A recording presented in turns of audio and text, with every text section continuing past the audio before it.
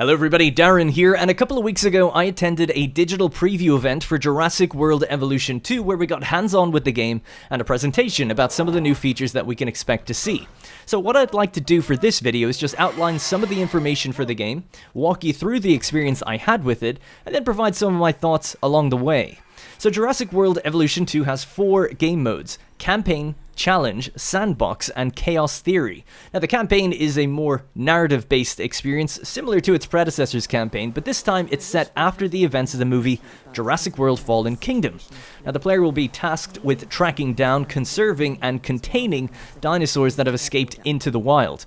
Challenge mode sends you onto a unique location with a set amount of money and pre-built buildings already there, with a particular set of challenges that you need to overcome. Sandbox is something that I actually didn't get particular details on, but I suppose we could probably expect it's similar to that of its predecessor, which was actually more like a creative mode. If I recall correctly, I think you had unlimited money. And then Chaos Theory mode, which is something we also didn't get to see too much of, but the developers told us that, quote, "It'll let players relive the key moments from their favorite films, but with a twist. These levels are what-if scenarios for the player where they are in control," end quote. So it sounds pretty similar to what Challenge mode kind of is, but to be separated out like this, given its own mode and name like Chaos Theory, I guess it's, there's probably more to it than it seems. So if I was to have a guess at it, it seems like it might create a scenario from one of the films, but maybe allow you to swap out what was happening. Instead of a T-Rex, maybe it's a pterodactyl, or something like that. Maybe it's at a key moment of one of the films, but the power dies. I don't know. We'll have to wait to see for more details. Now for the preview event, I played about 1 hour of the campaign and then another hour of the challenge mode. As I just played Jurassic World Evolution a few weeks before the event, the game felt immediately familiar. The UI, the controls, they were nearly identical to what I was used to, and straight away, the job was very familiar as well. It was to tranquilize and contain some Carnotaurus that had broken out of a poacher's enclosure. It was also pretty slow and, tutorial heavy early on, because, of course, a lot of people in these events may never have played the previous game, so you kind of have to explain everything like power and road connections and all of that. So a lot of time was just spent initially getting through that tutorial at the beginning. Now, it is worth mentioning just before we go further that the game is early in development, and I was actually playing it remotely, so I didn't have direct access to graphical settings or anything like that.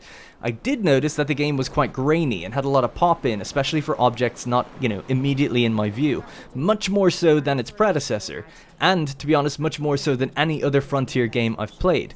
Now, knowing Frontier as a studio and how all of their games look with their engine, I think they've got a very good engine, I'm confident that this is just some early, and some post-processing like anti-aliasing stuff was just probably, turned off, and a few other options maybe were scaled down. If I didn't know better, it just seemed more like it was actually running at 720p and then just being scaled up. And I was actually playing it through a 1440p monitor, so this probably just didn't help, especially going through some other software, etc. So just thought I should flag that up and give that a heads up, because I do feel like the overall visual quality of just some of the things in the game probably aren't representative of what it's going to look like at the end. So to start off, I had to place down all of the basics necessary to set up your park. An arrival point, a control center, a response facility, and then hook it all up to pathways and a backup generator for its power. Then we built a small fenced-off area and called on the capture teams to tranquilize the Carnotaurus. And once knocked out, the transport helicopters moved the dinos to the enclosure and placed them in it. Now, everything so far is basically the same as the previous game, only now, if you want to learn about the status of your dinosaurs and see what they need, you actually have to build a ranger outpost inside of an enclosure and then assign a ranger team to it, and they are limited in how many they can kind of cover. Then, rangers will report the status of the dinosaurs within its range of the outpost, letting you know if they need medical attention or anything else. So, with the outpost online, the next task was to achieve an 80% comfort rating for the Carnotaurus in the enclosure, and also just attach a viewing gallery so people could look at it. And as I was doing this, a snowstorm started to blow in, and despite it seeming pretty dramatic and covering the entire map for a little while, it strangely didn't actually seem to have any effect on the dinos themselves. But this happened multiple times throughout this particular campaign mission, so I'm not sure if it'll have an effect later on, and maybe just because we were sort of in a tutorial-esque period, it just hadn't unlocked the effects of that yet. So, to sort out the comfort for the dinosaurs, I took to building a small lake for water, adding in the Carno's preference, which is just like a lot of sand. Now, a new feature in this game, which immediately kind of tripped me up, is that dinosaurs don't just automatically detect everything that's in their enclosure, but rather they need to move around it and explore. And as they explore the enclosure, you'll see their coverage kind of grow with their movement. It's a sort of blue outline. Now, depending on the type of dinosaur and its size, they might not move very much, so a smaller enclosure will do. But a larger wandering dinosaur might walk the full boundaries of its enclosure, pushing that kind of blue radius all the way up. It's a bit of a weird one, because you might build something in the enclosure that they actually never encounter. So for instance, if they needed a lot of sand and you gave it a big sandy patch over in one section, they might never wander over to it, and you can't make them do that. So what you'd have to do is redesign the enclosure, but because you don't know what they need until you put them inside of it, it makes pre-planning the enclosures quite tedious. You got to do a lot of trial and error. Now, this was actually pretty similar in the previous game to an extent. You only knew what they needed once you got one of them and placed it into an enclosure. You couldn't even check it before you released it. But now with the extra limitations on coverage, it makes it even more awkward. But I think it's done on purpose so that you have to have that little bit of risk involved when you release it, and their needs might not be immediately fulfilled. I think that's why. Otherwise, I don't know, they could just tell you before you place them in, but they really do make a point not to reveal that information until they're in there. So I assume it's on purpose. Moving on. We got a radio message that an escaped dangerous dinosaur was wandering around and we had to track it down. So I took control of a ranger team and started darting down the hills to find out where it was. So basically this little objective sort of involved driving around, checking out the scenery, finding fallen branches, dead deer and that sort of thing before it led to the reveal of an Allosaurus that we needed to tranquilize and get it healed up.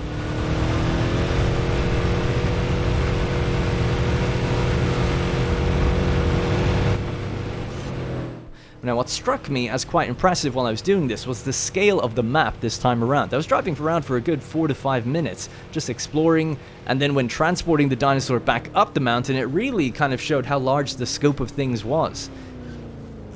Owen, are you okay? What is happening? Little busy right now. Please tell me you have things under control. No, please don't say that. You believe in the team, right? Want me to lie?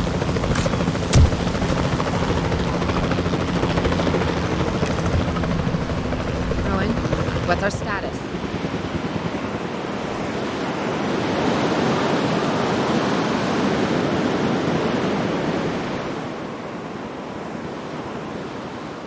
So, I built this new enclosure and a new medical facility and sent the medical team to check on the injured Allosaurus, and they found that it had a major fracture of some sort.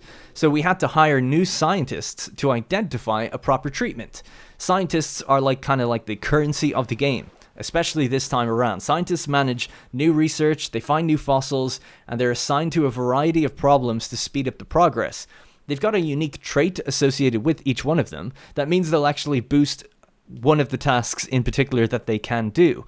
But they also build up unrest if they've been just assigned to everything over and over again for too long. And they actually need to take breaks and get promotions to kind of keep them happy. Now, if they stay unhappy, they actually sabotage your park by cutting the power and causing negative events to occur. Unfortunately, I didn't have enough time in the game to see this, but we got the message about it and, we got to learn about it. Now, promoting a scientist means that they can do bigger jobs by themselves, whereas the new, less experienced scientists will need multiple to work on a project together. Even incubating new dinosaurs and hatching them now requires scientists to be present. You'll be using them almost everywhere in the park. And that was it for my first session with the campaign, and then we moved on to the challenge mode. Now here, we were in a brand new location, Canada, with a fairly large map and some buildings already built. We were just allowed to kind of free play and see how far we could get our star rating up to in the next 40 minutes before the kind of event ended. Now, knowing that time was of the essence, I basically did what I could to rush getting a dome built and hatching a pteranodon.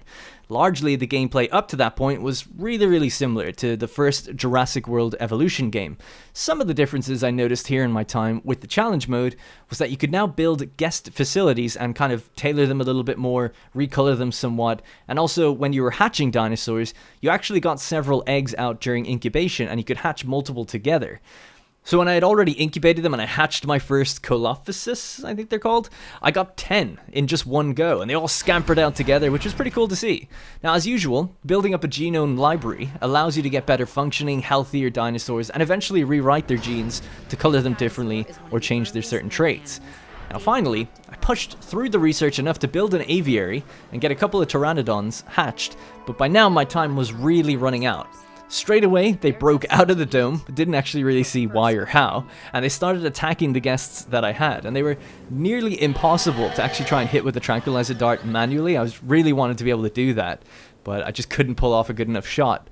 Now my park rating soon fell from a 3-star to a 2-star, which I thought was pretty funny, considering the idea of people, like, you know, they're being dragged away by a pteranodon, you know, carried up into the air, and they're there on their phones, maybe on Yelp or something, leaving like a 2-star review. It's like, oh well, you know, I got carried off, I broke my legs, but you know, maybe would visit again.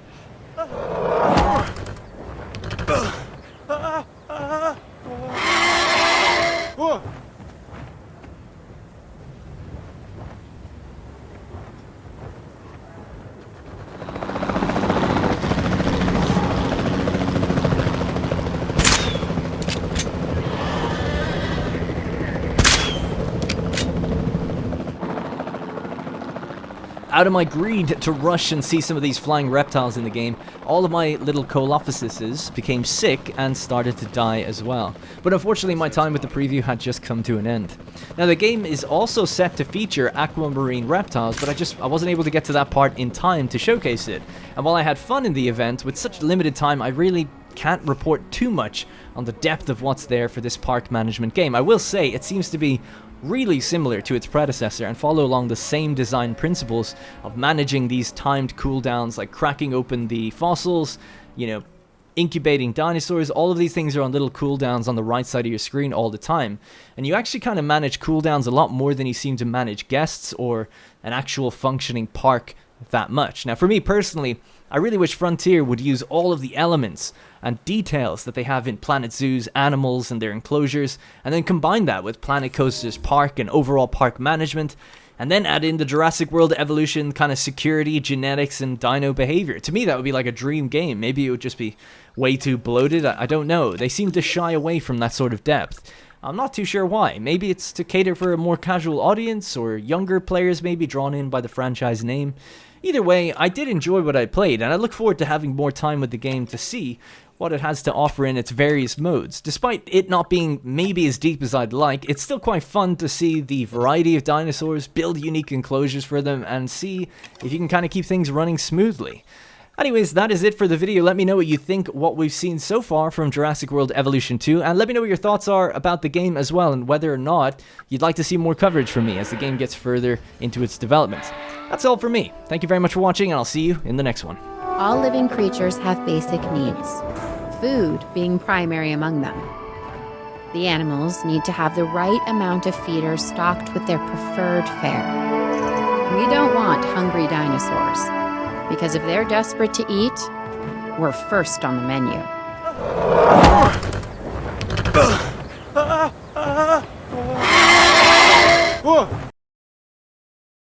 Hey guys, thank you very much for watching, and remember, if you want to support this series directly, you can click the join button to become a channel member. Doing so will get your name in the credits, as well as loyalty badges and emotes to use in the comments. If you don't see the join button, it means the video is being copyright claimed, but you can still join from the channel page on desktop. You can also link your account to our Discord to get a special role on there that will give you access to the Senate House and a few other perks.